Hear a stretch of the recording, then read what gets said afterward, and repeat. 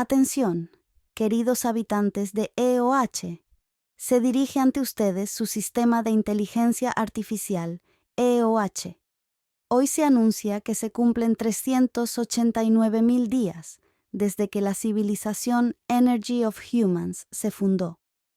En otras cifras de tiempo, han pasado 1066 años desde que EOH es un lugar y civilización que ha dado mejor calidad de vida a todos los humanos del mundo.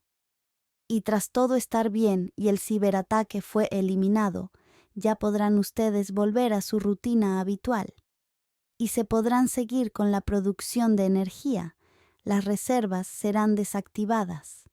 Su sistema de IA EOH ha sido nuevamente instaurado en toda acción y movimiento de la civilización y la comunidad. Siempre aquí, su aliada y protectora, EOH, Energy of Humans.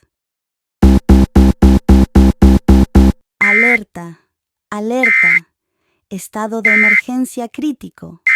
Esto no es un simulacro.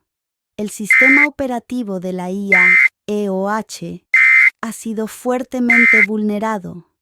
Hacemos todo lo posible para evitar. Derecho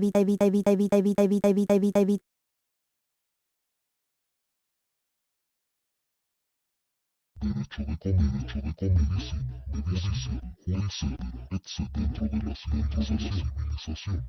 Igual se le permite un uso oficial de la comunidad. También se mueva libremente por la misma.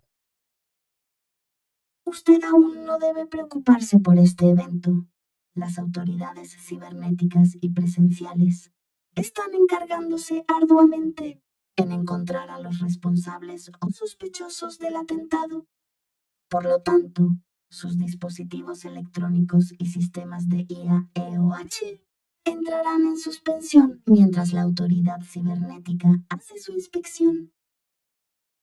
Y por último, adquirió el sistema de IA de EOH que controla los electrodomésticos, aparatos digitales y sistemas eléctricos de su vivienda en totalidad, con una expectativa de 96 años para mujeres y 95 años para hombres. Gracias por escogernos.